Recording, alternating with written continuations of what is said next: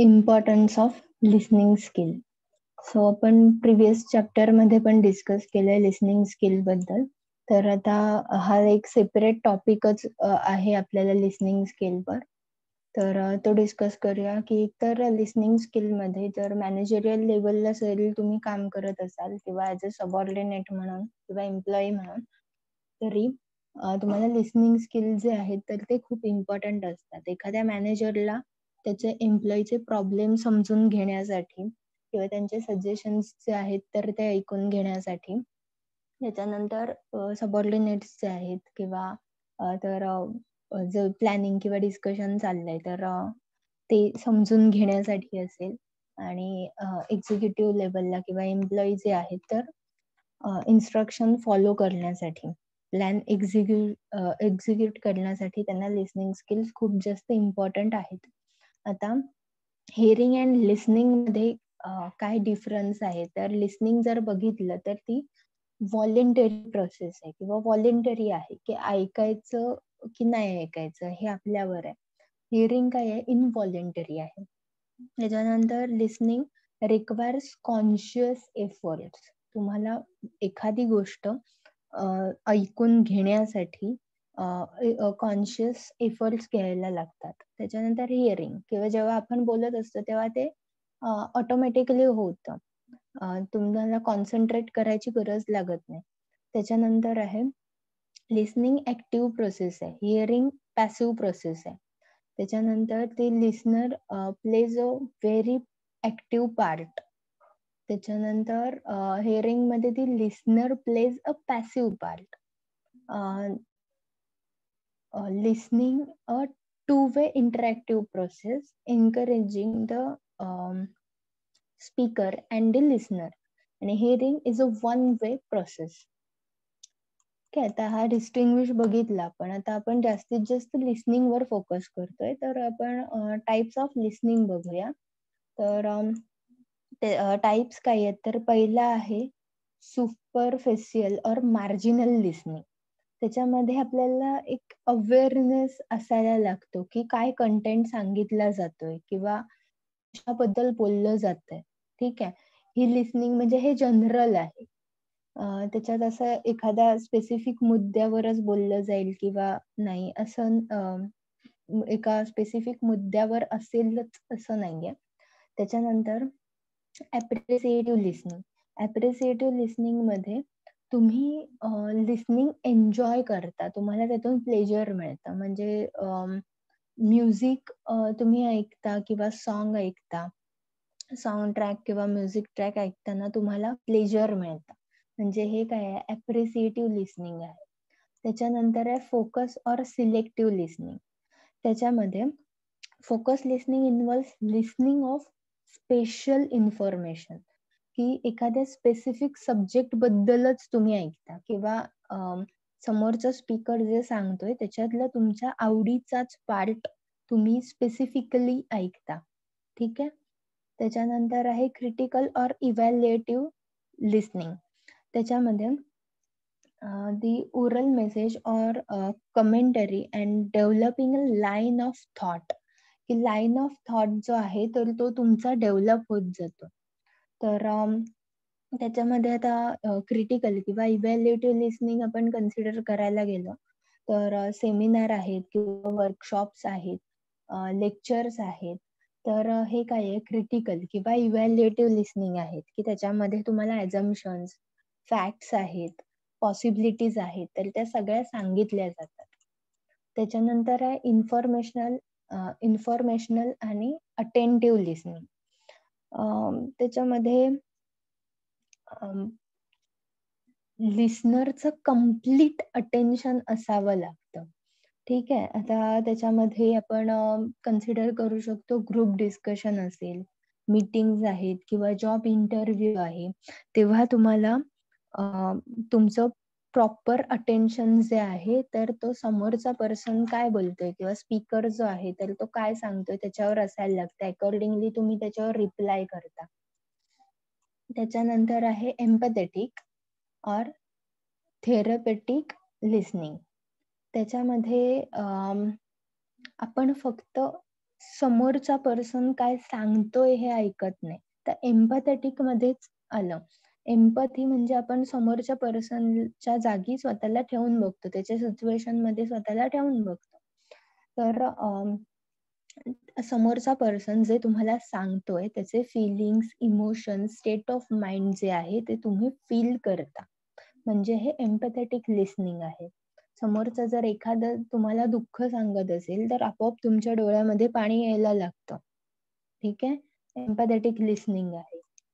त्याच्यानंतर आहे listening with a purpose. आता लिसनिंगसाठी पण पर्पज आहे, की आपण उगाचच कोणाचं पण ऐकत बसत नाही. ठीक आहे, 2 माणसं काहीतरी बोलतायत आणि आपण त्यांचं ऐकत बसलोय. आपल्याला तो सब्जेक्ट आवडला नाही, तर आपण तो सोडून देतो आणि आपण पुढे निघून जातो. ठीक आहे. आता ह्याच्यात get a introductory idea of N oral message किंवा पर्पज काय-काय असू शकतात, की तुम्हाला इंट्रोडक्शन मिळू शकतं एखाद्या टॉपिकचं किंवा understand the main point of lecture. लेक्चरचा मेन पॉइंट काय आहे?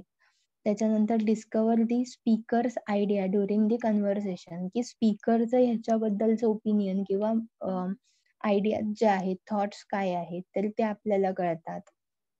त्याच्यानंतर understand differing view points in order to contribute to discussion, की व्ह्यू पॉइंट्स जे आहेत, आता ग्रुप डिस्कशनमध्ये जर बसला असाल किंवा एखाद्या कॉन्फरन्सला गेला असाल, तर तिथे वेगवेगळे स्पीकर आलेले असतात, डिस्कशन होत असतात.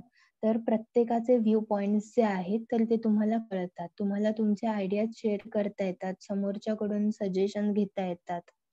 त्याच्यानंतर aim a broad understanding of subject matter of a seminar, की सब्जेक्ट कशाच्या रिलेटेड आहे किंवा सेमिनारचा जो पर्पज आहे, तर तो फुलफिल करता येतो. त्याच्यानंतर ऑब्टेन स्पेसिफिक इन्फॉर्मेशन, की तुम्ही एखाद्या स्पेसिफिक इन्फॉर्मेशनसाठी जर त्या स्पीकरला किंवा स्पीचला गेला असाल, तर ते तुम्हाला सॉरी तर तुम्ही सक्सेसफुल आहात की नाही किंवा म्हणजे तुम्हाला हवी ती इन्फॉर्मेशन मिळाली की नाही हे तुम्हाला कळतं. त्याच्यानंतर understand new changes and development in particular field, की आता समजा सेमिनार्स किंवा वर्कशॉप जे असतात, तर त्याच्यामध्ये तुमच्या फील्डमध्ये नवीन-नवीन डेव्हलपमेंट किंवा टेक्नॉलॉजी डेव्हलप होत असते. तर त्याच्या रिलेटेड इन्फॉर्मेशन तुम्हाला मिळते, की रिसेंट ट्रेंड काय आहे? तर त्याची आयडिया तुम्हाला एक मिळते. त्याच्यानंतर आहे broaden one's outlook and understanding, की तुमचा थॉट प्रोसेस जी आहे, तर ती ब्रॉड होते. माइंड ओपन होत जातं. अंडरस्टँडिंग लेव्हल जी आहे, तर ती वाढत जाते. कारण तुम्ही वेगवेगळ्या लोकांची ओपिनियन ऐकत असता. पॉझिटिव्ह, निगेटिव्ह गोष्टींचा किंवा दोन्ही साइडचा विचार करायला तुम्ही सुरुवात करता. त्याच्यानंतर sick evidence of one's own point of view, की एखादा पर्सन जर त्याचं स्टेटमेंट मांडत असेल किंवा स्टेटमेंट सांगत असेल किंवा एखाद्या गोष्टीवर ठामपणे बोलत असेल, तर त्याच्याकडे त्याचा एव्हिडन्स असतो. तर तो एव्हिडन्स जो आहे, तर त्याच्यावर तुम्हाला विचार करता येतो. तर आपल्याकडे हिस्टॉरिकल गोष्टींवर खूप जास्त बायस आहेत.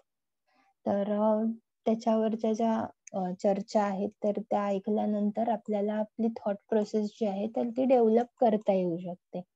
तर हे लिसनिंग स्किलचे काही पर्पज असू शकतात. आता इफेक्टिव्ह आणि इनइफेक्टिव्ह लिसनिंग. आता हे सुद्धा तुम्ही नोटबुकमध्ये लिहिणार आहात. Effective and ineffective listening. तुम्हाला जो मी नोट डाउन करायला सांगते, तर तुम्ही जेव्हा असाइनमेंट सबमिट करणार आहात, तर त्याच्यासोबतच तुम्हाला हे सुद्धा नोटबुकमध्ये लिहिलेलं असाइनमेंट सोबत अटॅच करायचं. आता इफेक्टिव्ह आणि इफेक्टिव्ह लिसनिंगमध्ये काय-काय डिफरन्स आहे? तर इफेक्टिव्ह लिसनिंगमध्ये क्लिअर स्पेसिफिक पर्पज, की आपण का ऐकतोय? का आलोय ह्या स्पीचला किंवा ह्या प्रोग्रामला? तर हा पर्पज क्लिअर असतो. त्याच्यामुळे इफेक्टिव्ह लिसनिंग होतं, की हां, मला हे नॉलेज हवंय. किंवा ह्या टॉपिक बद्दल मला आयडियाज हव्यात. ठीक आहे. इनइफेक्टिव्ह लिसनिंग की त्याच्यात काहीही पर्पज नसतो. कोणीतरी आणून बसवलंय, कोणीतरी जबरदस्ती केलीये की जाऊन बस. ठीक आहे. त्याच्यानंतर आहे next point, the listener understand the language of the speaker. Effective listening मध्ये हा एक इम्पॉर्टंट पॉइंट आहे की स्पीकरची लँग्वेज जी आहे तर ती तुम्हाला कळली पाहिजे, समजली पाहिजे. इनइफेक्टिव्ह लिसनिंग मध्ये तुम्हाला स्पीकरची लँग्वेजच कळत नसेल, म्हणजे मराठी शाळेतल्या मुलांसमोर जाऊन जर तुम्ही इंग्लिशमध्ये लेक्चर द्यायला लागलात किंवा एखाद्या इंग्लिश मीडियम मध्ये जाऊन मराठीमध्ये लेक्चर द्यायला लागलात तर त्यांना काहीही कळणार नाहीये. त्याच्यानंतर आहे इफेक्टिव्ह लिसनिंग मध्ये लिस्नर जो आहे तर तो फॅमिलियर असतो त्या कंटेंटशी, की जो सब्जेक्ट आहे, कारण त्याला एक क्लिअर आयडिया असते, त्याचा पर्पज असतो की मी हे का ऐकायला जातोय किंवा का ऐकतोय. तर त्याच्यामुळे त्याला त्या सब्जेक्ट बद्दल आयडिया असते की हा सब्जेक्ट कशाच्या रिलेटेड आहे, त्याच्यात काय सांगितलं जाईल. आणि इनइफेक्टिव्ह लिसनिंग मध्ये अनफॅमिलियर असतो, की मला माहीतच नाहीये की समोर कार्यक्रम कसला आहे. सरांनी सांगितलंय जाऊन बसा, जाऊन बसलेत. ठीक आहे. त्याच्यानंतर आहे इफेक्टिव्ह लिसनिंग मध्ये लिस्नरचं अटेन्शन असतं व्यवस्थित. इनइफेक्टिव्ह मध्ये listener can not pay attention properly. ठीक आहे. कारण त्यांना आयडिया नसते, इंटरेस्ट नसतो किंवा तो डेव्हलप होत नाही. त्याच्यानंतरचे पॉइंट आहेत, इफेक्टिव्ह लिसनिंग मध्ये listener concentrate on the message, important part of the message.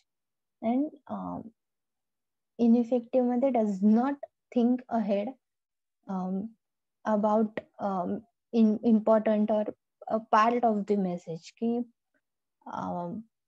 समोर काय सांगितलं जातंय किंवा इम्पॉर्टंट काय आहे मेसेजचा, तर त्याच्याकडेच लक्ष दिलं जात नाही. ठीक आहे. त्याच्यानंतर आहे listener ask question for the clarification. Effective listening मध्ये की लिसनर जेव्हा ऐकत असतो स्पीकरचं, तर त्याला काही डाऊट्स असतील, क्वेरीज असतील, तर त्या त्याला स्पीकरला विचारल्या जाऊ शकतात. इनइफेक्टिव्ह मध्ये एकतर मेसेजच कळलेला नसतो किंवा पर्पजच नसतो, तर त्याच्यामुळे कानावरून फक्त किंवा डोक्यावरून निघून जातं सगळं. त्यामुळे क्वेश्चन आन्सर करायची वेळच येत नाही. त्याच्यानंतर नेक्स्ट आहे effective listener has and uses background information to help understand the lecture or speech. की बॅकग्राऊंड इन्फॉर्मेशन जी आहे तर ती त्याने कलेक्ट केलेली असते, रीड केलेली असते, त्याला त्याचा बॅकग्राऊंड माहिती असतो. आणि इनइफेक्टिव्ह लिसनिंग मध्ये ह्या गोष्टींशी काही संबंधच नसतो, की बॅकग्राऊंड इन्फॉर्मेशन कलेक्ट केली जाईल किंवा रीड केली जाईल. आता समजा एखादं स्पीच असेल की किंवा एखादं डिस्कशन आहे समजा की आता डॉलरचा रेट जो आहे तर तो का इन्क्रीज होतोय किंवा डिक्रीज होतोय, ह्याच्यासारख्या गोष्टी ज्या डिस्कस केल्या जातात, तर त्याच्यामध्ये तुम्हाला बॅकग्राऊंड माहीत असणं गरजेचं आहे, की तो रेट मुळात कसा ठरतो, त्याच्यात राईज अँड फॉल कशामुळे होतो. तर हे जर माहीत असेल तरच तुम्ही व्यवस्थित तो विषय जो आहे तर तो समजून घेणार आहात. नेक्स्ट पॉइंट आहे की इफेक्टिव्ह लिसनर जो आहे तर तो इंटरप्रिटेशन आणि अनालिसिस जे आहे तर ते व्यवस्थित करतो जे त्यांनी ऐकलंय. इनइफेक्टिव्ह लिसनर जे आहे की त्याच्याकडे ती कपॅसिटी नसते की तो गोष्टी इंटरप्रेट करेल किंवा अनालाइज करेल, कारण मुळात त्याच्या डोक्यापर्यंत तेवढ्या गोष्टी गेलेल्याच नसतात. आणि लास्ट पॉइंट आहे की इफेक्टिव्ह लिसनर जो आहे तर तो different strategies for different kind of oral discourses, की डिफरंट स्ट्रॅटेजीज ज्या आहेत किंवा डिफरंट ओरल डिस्कोर्सेस किंवा मीडियम्स जे आहेत तर ते यूज करतो एखादी इन्फॉर्मेशन सीक करण्यासाठी, की आता मला एखाद्या स्पेसिफिक गोष्टीबद्दल नॉलेज पाहिजे, तर मी बुक्स रीड करेन किंवा ऑडिओ क्लिप्स किंवा लेक्चर्स ऐकेन, कॉन्फरन्सेस अटेंड करेन, त्या लोकांना भेटेन. ठीक आहे. इनइफेक्टिव्ह लिस्नर जे आहेत, तर ते ह्या गोष्टी करत नाहीत. आता नेक्स्ट पॉइंटकडे वळूया. Barriers to listening. आता आपण बॅरियर्स इन कम्युनिकेशन बघितलंय लास्ट टॉपिकमध्ये. आता बॅरियर्स टू लिसनिंग मध्ये काय आहे, पुन्हा तेच बॅरियर्स आहेत की फिजिकल बॅरियर, की ट्रेनचा आवाज, बसचा आवाज. तर ह्या गोष्टींमुळे तुमचं कम्युनिकेशन जे आहे तर ते ब्रेक होतं, कारण तुम्हाला ऐकूच येत नाही की समोरचा माणूस काय बोलतो. ठीक आहे. त्याच्यामध्ये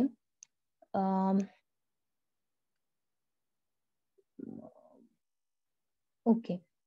दुसरं आहे की जेव्हा आपण मीटिंग किंवा कॉन्फरन्समध्ये जेव्हा असतो किंवा अगदी थिएटरमध्ये जेव्हा असतो, एखादं शो बघायला गेलेलं असतो, लाईव्ह शो, तर तेव्हा तुमचे मोबाईल फोन्स जे आहेत तर ते स्विच ऑफ असायला पाहिजेत. कारण त्याची रिंग जेव्हा होते, तर तेव्हा ते बॅरियर आहे कम्युनिकेशनमध्ये, लिसनिंगमध्ये. तुमच्या फोनच्या रिंगमुळे बाकीच्यांना डिस्टर्ब होतं. बाकीच्यांना स्पीकर काय बोलतोय तर ते ऐकायला जात नाही. त्याच्यानंतर आहे की इन्फ्रास्ट्रक्चर, की इन्फ्रास्ट्रक्चर आणि सीटिंग अरेंजमेंट जी आहे तर ती कम्फर्टेबल असायला पाहिजे. जर इन्फ्रास्ट्रक्चर खूप मोठा आहे आणि स्पीकर म्हणजे आवाज जो आहे तर तो खूप जास्त घुमतोय किंवा आवाज मागच्या सीटपर्यंत पोहोचत नाहीये, तर मग हे सुद्धा बॅरियर आहे. त्याच्यानंतर आहे listener should seat at a proper place and maintaining appropriate distance. की स्पीकरच्या अगदीच पुढ्यात जाऊन बसला तर स्पीकर खूप मोठ्याने बोलत असणार आहे, कारण सगळ्यांना ऐकू जाईल असं. मग तेव्हा सुद्धा तुम्हाला त्याच्यामुळे बॅरियर होऊ शकतं किंवा खूप म्हणजे हेडेक होऊ शकतो, की खूप जोराने आवाज ऐकायला येतोय किंवा स्पीकरच्या जवळ बसलायत किंवा खूप मागे बसलायत तर मागपर्यंत आवाजच पोहोचत नाहीये. त्याच्यानंतर आहे बी कम्फर्टेबल अँड ॲट ईज. तर हे झाले फिजिकल बॅरियर्स. तर सायकोलॉजिकल बॅरियर्स पण आपण डिस्कस केले, की तुम्ही ज्या सिच्युएशन मध्ये आहात, तुम्ही ज्या गोष्टींचा विचार करताय, ज्या फेज मध्ये आहात, तर ते तुम्हाला लिसनिंग मध्ये बॅरियर असू शकतं. किंवा स्पीकर जेव्हा तुम्हाला एखादा इन्सिडेंट सांगत असेल किंवा एक्झाम्पल सांगत असेल, ते तुम्ही तुमच्या लाईफशी रिलेट केलं, तर तुम्ही तेवढा पिरियड करता डिस्ट्रॅक्ट होता. तुम्ही त्या थिंकिंग प्रोसेसमध्ये जाता, तुमच्या लाईफ इन्सिडेंटमध्ये जाता त्या. त्याच्यानंतर आहे लिंग्विस्टिक बॅरियर्स. लिंग्विस्टिक बॅरियर्स म्हणजे लँग्वेज बॅरियर्स, की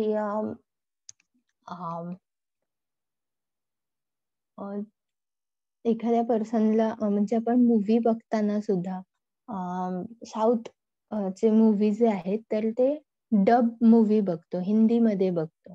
ठीक आहे, कारण साऊथच्या लँग्वेज आपल्याला येत नसतात. तर त्याच्यानंतर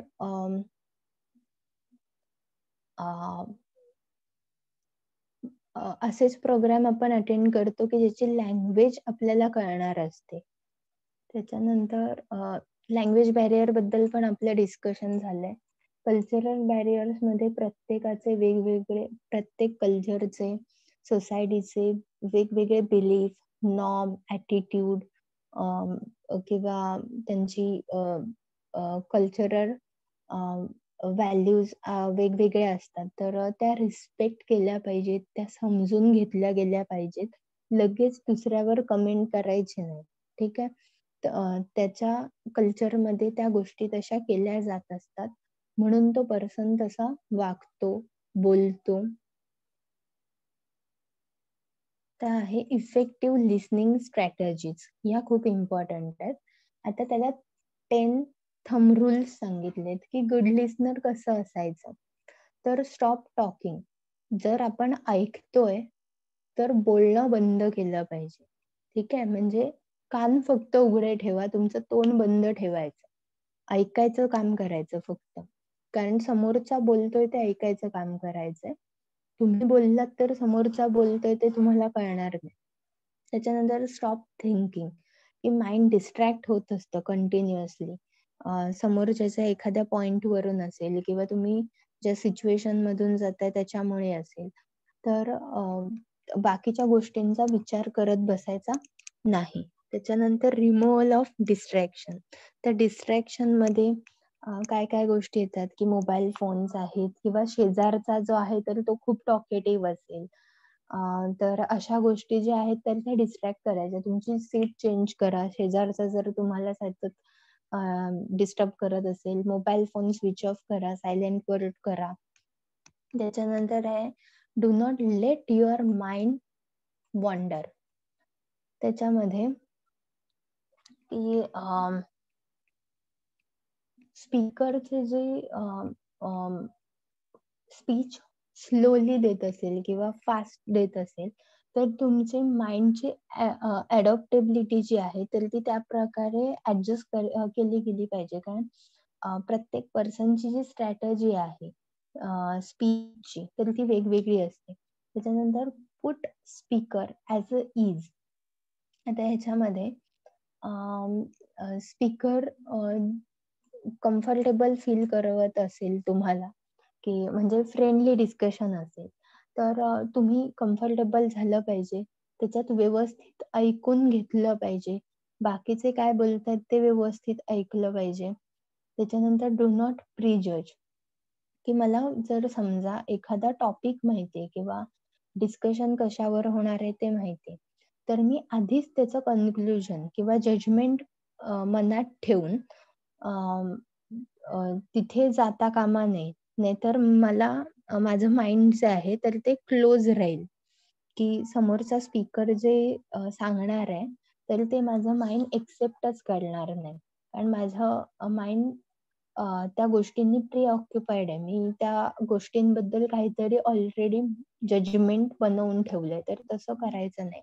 त्याच्यानंतर बी पेशंट, की स्पीकर आहे किंवा ग्रुप डिस्कशनमध्ये सुद्धा पॉझिटिव्ह आणि निगेटिव्ह साइड्स सांगितल्या जातात. तर तुम्ही जर पॉझिटिव्ह साइडने विचार करताय आणि निगेटिव्ह साइड तुम्हाला जर पटतच नसेल, तरी सुद्धा तुम्ही शांतपणे समोरच्याचं म्हणणं ऐकून घेतलं पाहिजे. तुम्ही लगेचच चिड आहे किंवा उठून निघून जाणं, ह्या गोष्टी करायच्या नाहीत. त्याच्यानंतर आहे डू नॉट बी अँग्री, की डिबेट करत बसायचं नाही किंवा कुठेही फाईट होता कामा नये. त्याच्यानंतर आहे एम्पथाइज विथ द स्पीकर, की स्पीकर तुम्हाला ज्या गोष्टी सांगतोय, तर स्पीकरशी एक एम्पॅथेटिक लिसनिंग जे आहे, तर ते तुम्हाला असायला हवं. जर एखादा स्पीकर त्याचा लाईफ एक्सपिरियन्स किंवा सक्सेस स्टोरी सेंड करतोय, तर त्याच्यामध्ये खूप जास्त ट्रॅजिक गोष्टी असणार आहेत, तर त्या तुम्हाला फील झाल्या पाहिजेत. तरच तुम्हाला कळणार आहे, की स्पीकर काय इंटेन्सिटीने सांगतोय. त्याच्यानंतर 10th आहे टेक नोट्स. नोट्स जर तुम्ही प्रिपेअर केला नाही, तर ओरल डिस्कशन जे आहे, स्पीच जे आहे, तर ते तुमच्या माइंडमध्ये जास्त वेळ राहणार नाहीये. नोट्स जर किंवा नोट डाउन करून जर घेतले असतील पॉइंट, तर ते तुम्हाला जास्त वेळेसाठी म्हणजे रिटन कम्युनिकेशन फॉर्मॅटमध्ये जर गेलं, तर ते तुम्हाला लाँग पिरियडसाठी यूज करता येणार आहे. आता नेक्स्ट आहे ॲक्टिव्ह आणि पॅसिव्ह लिसनिंग. आता लिसनर जो आहे तर त्याचे कॅरेक्टरिस्टिक्स कसे असायला पाहिजेत, की pay attention, show interest in speaker's and speech, takes note of speaker's body language, then avoid distraction and respond non verbally to encourage the speaker. आता जनरल गोष्टी आहेत ह्या, की स्पीकर म्हटल्यानंतर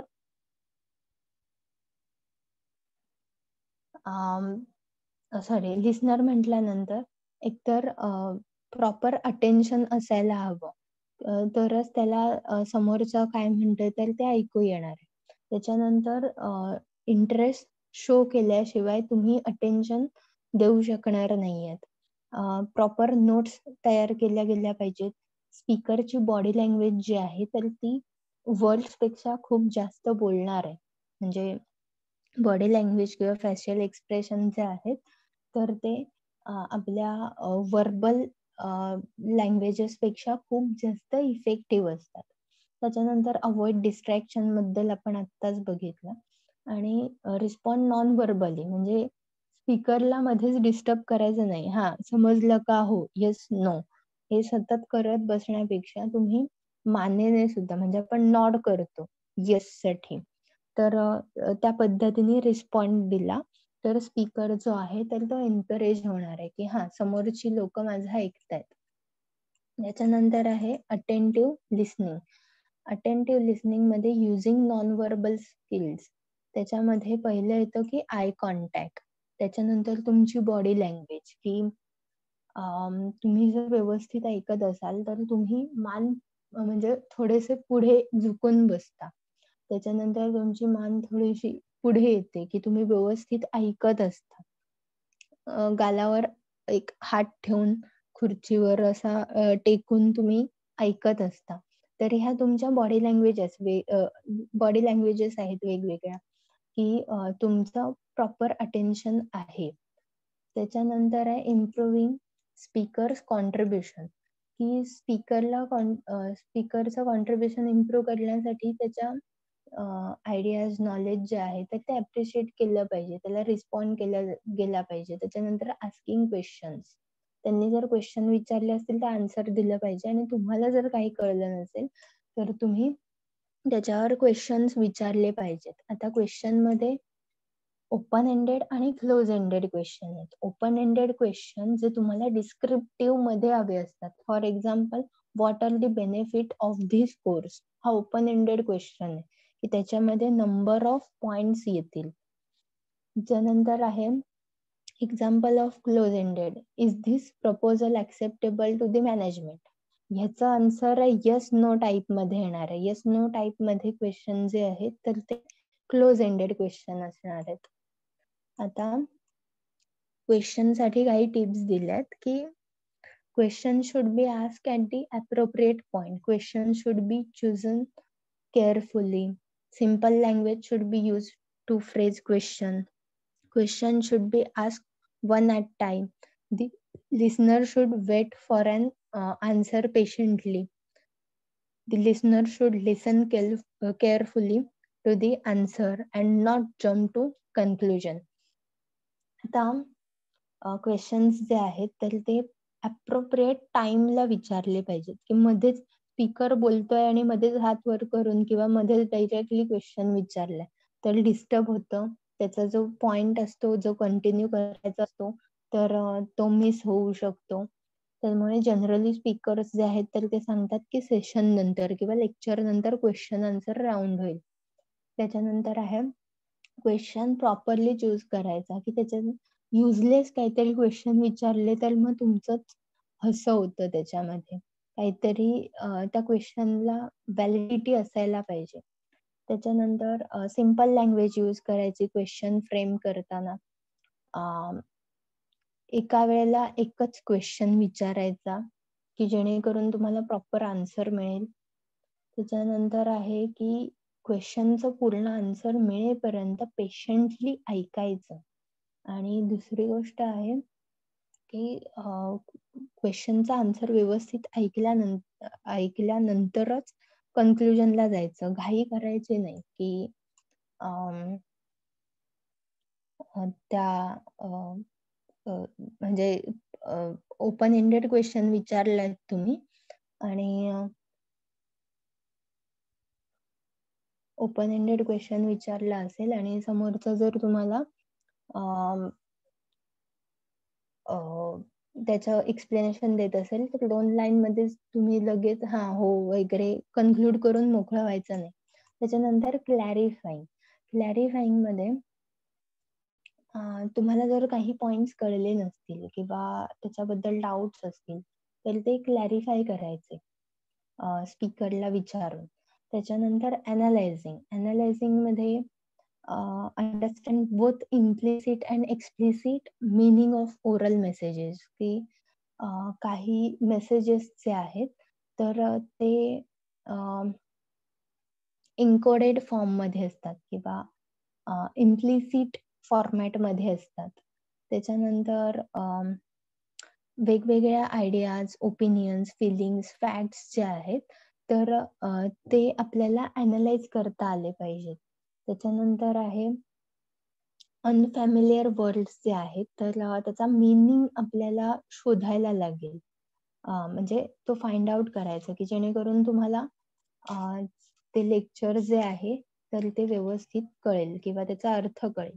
त्याच्यानंतर draw इन्फरन्सेस and conclusions from this speech, की conclusion काय होतं त्या स्पीचचं, तर ते तुम्हाला आयडेंटिफाय करता आलं पाहिजे, कन्क्लूड करता आलं पाहिजे. नेक्स्ट पॉइंट आहे लिसनिंग इन कन्व्हर्सेशनल इंटरॅक्शन. आता कन्व्हर्सेशन जेव्हा करतो आपण किंवा इंटरॅक्शन करतो एखाद्या पर्सनशी, तर तेव्हा तुमचं लिसनिंग स्किल्स कसे असायला हवे.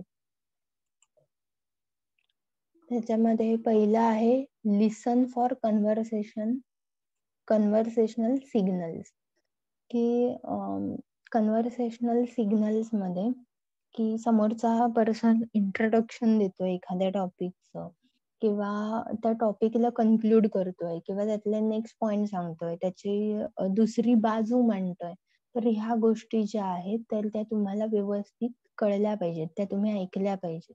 त्याच्यानंतर इव्हॅल्युएशन मध्ये वेगवेगळ्या आयडियाज, थॉट्स, फॅक्ट्स जे आहेत तर ते मांडले जातात. तर ते तुम्हाला इव्हॅल्युएट करता आलं पाहिजे. म्हणजे रियालिटी अँड अझम्पशन याच्यामध्ये फरक आहे किंवा ओपिनियन आणि फॅक्ट्स मध्ये फरक आहे. तर तो बेसिक फरक तुम्हाला लक्षात आला पाहिजे.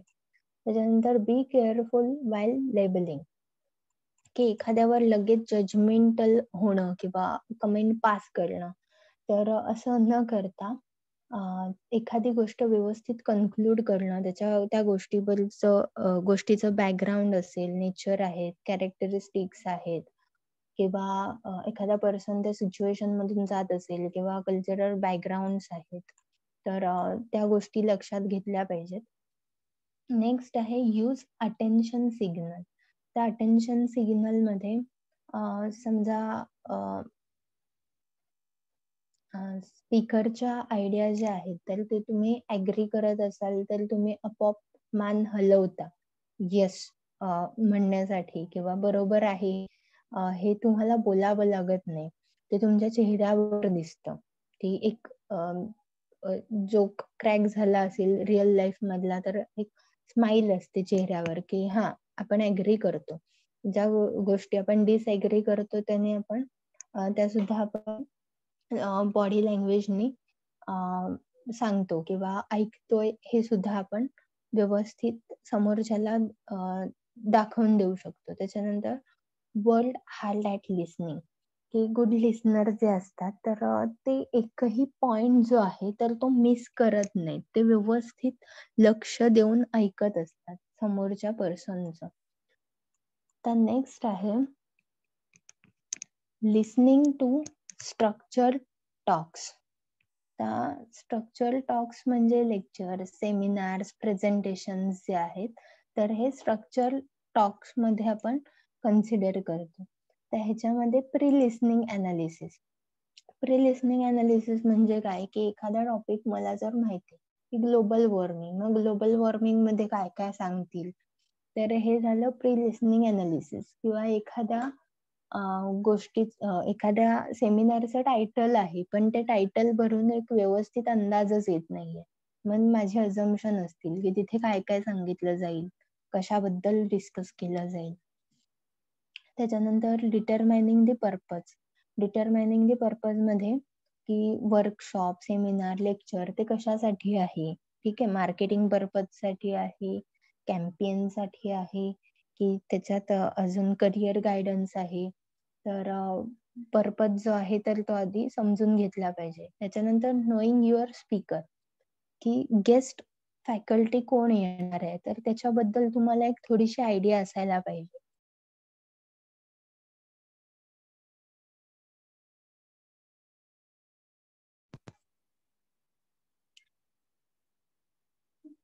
तुम्ही Google करता. त्याच्यानंतर त्या स्पीकर बद्दल समजून घ्यायचा प्रयत्न करता.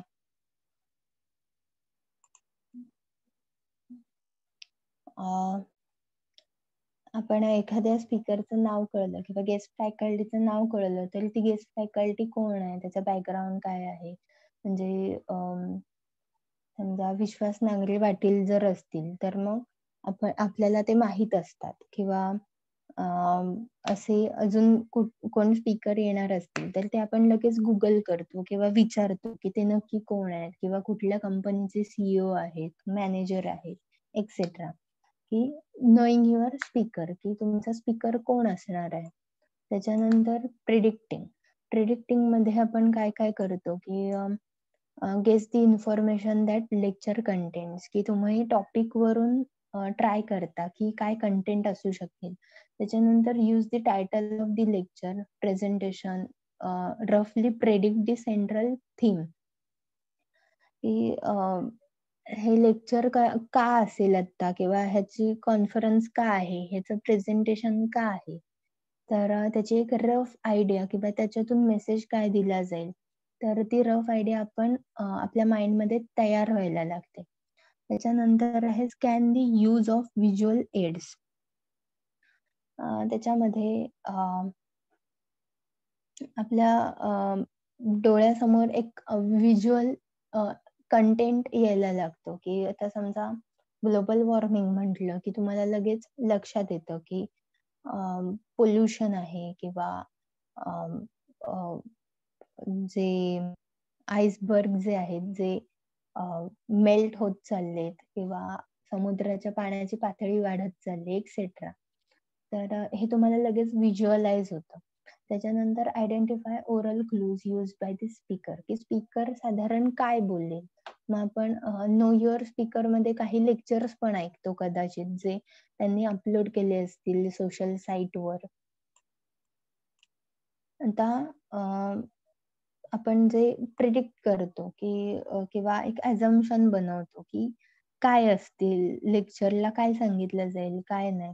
तर त्याच्यातले काही हे क्वेशन आहेत, की एकतर त्या लेक्चरमध्ये काय सांगितलं जाईल किंवा कोण सांगणार आहे, ते आपल्या कॉलेजच्या रिलेटेड असणार आहे का? किंवा आपल्याला उपयोगी असणार आहे का?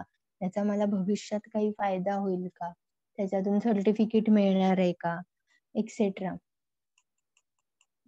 त्याच्यानंतर आहे युजिंग बॅकग्राऊंड नॉलेज. त्या बॅकग्राऊंड नॉलेज जे आहे, तर आपण अचानक कुठल्यातरी लेक्चरला जाऊन बसत नाही किंवा अ, अशी वेळ कधीतरी पहिल्यांदा येऊ शकते. आपल्याला साधारण अंदाज असतो काही गोष्टींचा. तुमच्या स्टडीमध्ये तुम्हाला त्या गोष्टी गेलेल्या असतात किंवा तुम्ही अवांतर वाचनामध्ये काही गोष्टी ऐकलेल्या असतात, वाचलेल्या असतात, न्यूजमध्ये बघितलेल्या असतात. तर हा एक बॅकग्राऊंड असतो तुम्हाला. त्याच्यानंतर आहे इंटेन्सिव्ह लिसनिंग. ह्याच्यामध्ये तुम्ही प्रॉपरली म्हणजे फुल अटेन्शननी ऐकत असता. स्पीकर काय सांगतोय किंवा त्याच्या आयडियाज काय आहेत, त्यांचे ओपिनियन काय आहेत, तुमचे थॉट प्रोसेस काय आहेत. तर आता लिसनिंग टू दी इंट्रोडक्शन. आता त्याच्यामध्ये आहे listening to the opinion or introduction to talk to get answer to the following questions. What is position, knowledge, background, experience of the speaker. की आता इंट्रोडक्शन जे आहे, तर त्याच्यामध्ये काय-काय सांगितलं जातं, त्याच्यावरून तुमचे अझम्पशन्स तयार होतात. की स्पीकर चं नाव कळतं आपल्याला, त्याचं बॅकग्राऊंड, त्याचं नॉलेज, त्यांची पोझिशन कळते, त्यांचा एक्सपिरियन्स कळतो. त्याच्यानंतर त्यांची क्रेडिबिलिटी कळते, की सोसायटीमध्ये त्यांचं कॉन्ट्रिब्युशन काय आहे, ज्या गोष्टीवर ते बोलणार असतील. त्याच्यानंतर ओव्हरऑल पर्पज कळतो, की कशाबद्दल बोलणार आहेत. किंवा ऑर्गनायझेशनल स्ट्रक्चर असेल तर ते लक्षात येतं. तर ह्या गोष्टी तुमच्या लक्षात येतात. त्याच्यानंतर लिसनिंग टू दी बॉडी. आता लिसनिंग टू दी बॉडी मध्ये आपण फक्त काय ऐकत नाही किंवा शब्दांवर भर देत नाही, तर आपल्याला ऐकण्यासाठी बॉडी लँग्वेजची पण मदत होते किंवा गोष्टी समजण्यासाठी. स्पीकरची जी body language, facial expression, gesture, posture आहे, तर त्याच्यातून पण तुम्हाला मेसेजेस जे आहेत तर ते रिसीव्ह होत असतात. त्याच्यानंतर आहे लिसनिंग टू दी कन्क्लुजन, की कन्क्लूड काय केलं जातंय. तर हे सुद्धा खूप इम्पॉर्टंट आहे आणि हे जास्त लक्षात राहतं. त्याच्यानंतर understanding the links between different parts of speech, की वेगवेगळे पार्ट्स असतात स्पीचमध्ये. आता प्रोसोडिक फीचर अँड सिंथेटिक फीचर्स आपण जर कन्सिडर केले, तर प्रोसोडिक फीचरमध्ये पॉजेस, स्ट्रेस, अनोटेशन किंवा रिदम पॅटर्न्स जे आहेत, तर ते लक्षात राहतात. एखाद्या पर्सनचा बोलण्याची स्टाईल जी आहे, तर ती आपल्याला लक्षात राहते. ठीक आहे. तर हा एक पार्ट आहे त्यातला. त्याच्यानंतर दुसरा जो सिंथेटिक पार्ट जो आहे, तर सिंथेटिक फीचरमध्ये ही ग्रामॅटिकल स्ट्रक्चर आहे किंवा सबऑर्डिनेट क्लॉजेस, नाउन्स, कॉम्प्लिमेंट्स ह्यासारख्या गोष्टी ज्या आहेत, तर त्या लक्षात राहतात. त्याच्यानंतर आहे ओरल डिस्कोर्स मार्कर्स. त्याच्यामध्ये सिग्नल, फ्रेजेस किंवा लॉजिकल कनेक्टर्स, ट्रान्झिशनल सिग्नल्स आहेत, तर ते लक्षात राहतात. आता सिग्नल फ्रेजेस म्हणजे काय? तर त्याच्यामध्ये आता पर्पज ऑफ द स्पीकर काय असेल, की इंट्रोडक्शन असेल टॉपिकचं. तर सिग्नल फ्रेज काय असते? Today I would like to talk about. ठीक आहे, म्हणजे त्यांनी टॉपिकला स्टार्ट केलं, तो इंट्रोड्यूस करतोय त्याचा टॉपिक. त्याच्यानंतर डेव्हलप्स अन आयडिया, की तेव्हा पर्सन जनरली काय बोलेल, की if we critically examine the situation किंवा ॲज यू नो दॅट. ठीक आहे. त्याच्यानंतर emphasises a point. I am sure you will agree with me किंवा no one can deny the fact that. ह्यासारखे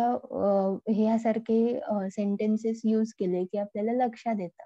त्याच्यानंतर कॉन्ट्रास्ट, सेव्हरल आयडियाज असतील, तर in contrast किंवा ऑन अदर हँड असे वर्ड्स असे सेंटेन्सेस यूज केले जातात किंवा शो ट्रान्झिशन्स ऑफ आयडियामध्ये the next important point is किंवा the second significant aspect is, ह्यासारख्या गोष्टी यूज केल्या जातात. कन्क्लुजन्स मध्ये कन्क्लूड करताना फायनली ॲट द एंड किंवा that's all I wanted to discuss etcetera, म्हणजे टॉपिक जो आहे तर तो कन्क्लूड केला जातो. तर हे काय आहे? तर हे सिग्नल्स आहेत. तर लॉजिकल कनेक्टर्स अँड ट्रान्झिशनल सिग्नल्स जे आहेत तर ते बघूया. तर ऍड पॉइंट करताना म्हणजे स्पीकर जो आहे तर तो ऍडिशनल पॉइंट घेताना कुठले वर्ड यूज करतो, की मोर ओव्हर किंवा इन ऍडिशन, नेक्स्ट, फर्दर असे वर्ड्स यूज करतो. कम्पेअर करताना सिमिलरली किंवा लाईक वाईज हे वर्ड यूज केले जातात. त्याच्यानंतर मेक्स अ कॉन्ट्रास्ट मध्ये इन कॉन्ट्रास्ट किंवा बाय कंपॅरिझन असे वर्ड यूज केले जातात. सेगमेंटेशन साठी राईट, ओके, वेल, ऑल राईट किंवा एक्झाम्प्लिफाईज साठी इन अदर वर्ल्ड किंवा फॉर एक्झाम्पल. त्याच्यानंतर टेम्पोरल साठी इव्हेंच्युअली किंवा at that time, for the time being, as, after, etcetera. Explain करण्यासाठी therefore, thus, so, that is why असे वर्ड्स जे आहेत तर ते यूज केले जातात. आणि शोज एम्फसाइजेस साठी ऑब्वियसली किंवा as you can see, in fact हे वर्ड यूज केले जातात.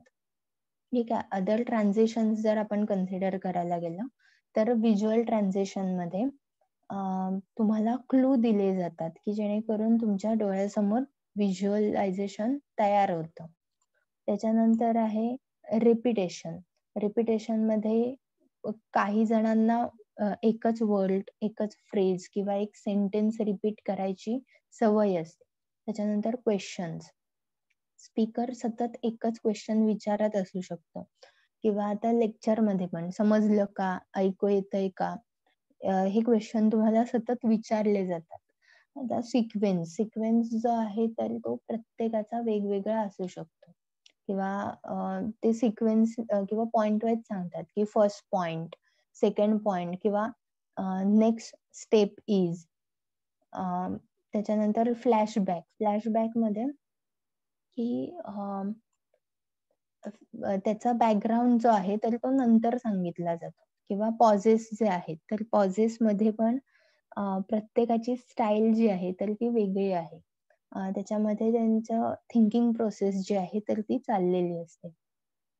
आता टीम लिसनिंग मध्ये बघूया. टीम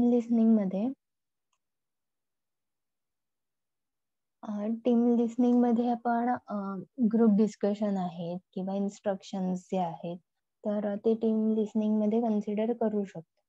आता अवॉइड डिस्ट्रॅक्शन की जेव्हा इन्स्ट्रक्शन्स दिले जातात तर ते व्यवस्थित ऐकणं गरजेचं आहे. त्याच्यामुळे तुमचं माइंड डिस्ट्रॅक्ट होऊन देता कामा नये. त्याच्यानंतर avoid negative non verbal signals. ठीक आहे की लेक्चरला सुद्धा तुम्ही बसता तर ते पण टीम लिसनिंगच आहे. तर काहीतरी जोक किंवा कमेंट पास करता किंवा तर तेव्हा तुमच्या बॉडी लँग्वेज वरून लगेच लक्षात येतं किंवा निगेटिव्ह सिग्नल जो आहे तर तो तुमच्याकडून स्पीकर पर्यंत येता कामा नये तुमच्या बॉडी लँग्वेज मधून. त्याच्यानंतर डोंट इंटरप्ट की जेव्हा लेक्चर सुरू आहे किंवा स्पीकर बोलतोय तर तेव्हा त्याच्यामध्येच त्याला इंटरप्ट करून काहीतरी विचारायचं नाही. त्यांचं पूर्ण बोलून झाल्यानंतर मगच त्यांना विचारायचं. त्याच्यानंतर बी इन्व्हॉल्व की ऍक्टिव्हली लिसनिंग केलं गेलं पाहिजे. त्याच्यानंतर रेकॉग्नाइज इम्पॉर्टंट फॅक्ट्स की इम्पॉर्टंट फॅक्ट्स जे आहेत तर ते कन्सिडर केले गेले पाहिजेत. त्याच्यानंतर बी ऑब्जेक्टिव्ह की तुमचं ऑब्जेक्टिव्ह काय होतं, ते ऑब्जेक्टिव्ह फुलफिल झालंय का, की तुम्ही त्या लेक्चरला का होतात, तुम्हाला त्याच्यातून काय कळलं, तुम्हाला त्यातून काय कळलं नाहीये. त्या क्वेरीज असतील तर तुम्हाला त्या सॉल्व्ह करून घेतल्या पाहिजेत. त्याच्यानंतर आहे मेक नोट्स. ही तुम्हाला सवय असायलाच पाहिजे की तुम्ही नोट्स ज्या आहेत तर त्या तयार केल्या पाहिजेत. त्याच्यानंतर लिसनिंग आणि नोट टेकिंग. आता लिसनिंग आणि नोट टेकिंग हा आपला लास्ट पॉइंट आहे. आता हा स्टडी पर्पज साठी असण्यापेक्षा जास्त तुमच्या इम्प्रुव्हमेंट साठी आहे. तर त्याच्यात टेक्निक्स ऑफ नोट टेकिंग आपण बघणार आहोत की आता तुम्ही FY ला आलात, आतापर्यंत तुम्हाला सगळ्या नोट्स किंवा एकाच बुक मधला सगळा सिलेबस जो आहे तर तो होता. तर आता ग्रॅज्युएशन लेवलला तुम्हाला नोट्स काढणं इम्पॉर्टंट आहे. तर पहिला पॉइंट जो आहे तर तो लिसन आहे. दुसरा पॉइंट आहे फिल्टर. तिसरा पॉइंट आहे पॅराफ्रेज आणि चौथा आहे नोट. तर लिसन मध्ये नोट्स काढताय म्हणून हेड डाऊन करून फक्त रायटिंगचं काम करायचं नाही. तर ऐकायचं, काय पॉइंट्स लक्षात राहतायत. जेव्हा स्पीकर पॉज घेतो ना तेव्हा त्या नोट्स राईट डाऊन करून घ्यायच्या किंवा नोट डाऊन करून घ्यायच्या. त्याच्यानंतर एक्झाम्पल्स नोट डाऊन करून घेतले तर त्याचा जास्त चांगला उपयोग होतो. त्याच्यानंतर एखाद्या गोष्टीवर स्ट्रेस देऊन समोरचा स्पीकर बोलत असतो म्हणजे ती गोष्ट इम्पॉर्टंट असते, त्या गोष्टीला तितके व्हॅल्यू असते. तर या गोष्टी लक्षात आल्या पाहिजेत. त्याच्यानंतर फिल्टर मध्ये सगळं अख्खच्या अख्खं सेंटेन्स किंवा समोरचा बोलतोय जशाच्या तसं लिहून घ्यायचं नाही. त्याच्यातले मेन पॉइंट्स जे आहेत तर ते आले पाहिजेत. ठीक आहे. त्याच्यानंतर बुलेट मार्क्स असतील किंवा त्याला पॉइंट्स करणं आहे नोट्सला तर त्याच्यामुळे किंवा कीवर्ड्स जे आहेत तर ते नोट डाऊन करून घ्यायचे की जेणेकरून तुम्हाला त्या लेक्चर मधला जो पॉइंट आहे किंवा मेसेज आहे तर तो पटकन आठवतो आणि लक्षात येतो. त्याच्यानंतर पॅराफ्रेज मध्ये प्रॉपर वर्ड्स किंवा फ्रेज जे आहेत किंवा सेंट्रल आयडिया जी आहे, मेन पर्पज आहे, तर तो राईट डाऊन करून घ्यायचा. आता त्याच्यामध्ये तुम्ही समजा एखाद्या लेक्चरच्या नोट्स नोट डाउन करून घेताय.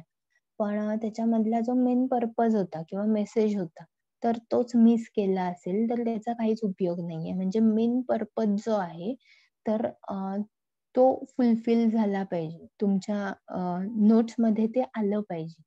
आता त्याच्यासाठी पण फुल सेंटेन्स लिहायची गरज नाहीये. त्याच्यामध्ये पॉइंट्स लिहून घेतले, तरी सुद्धा चालतात. म्हणजे पॉइंट वाईजच लिहायचे असतात. त्याच्यानंतर नोट्स. नोट्स ज्या आहेत, तर त्या मुळात तुमच्या रेफरन्ससाठी असतात. ठीक आहे. तर रेफरन्सेससाठी आपण अख्खं म्हणजे आता तुम्हाला नोट्स काढायला सांगितल्या, तर तुम्ही बुकमधलं सगळंच्या सगळं उतरवून काढता फक्त. म्हणजे कॉपी पेस्ट करता.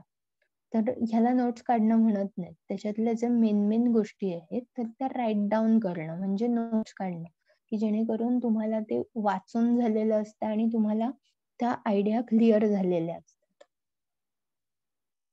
आणि नोट्स ज्या आहेत तर त्या तुमच्या रेकॉर्डला पण राहतात कारण त्या रिटर्न फॉर्म मध्ये असतात. ठीक आहे. तर हा टॉपिक तर संपला आपला.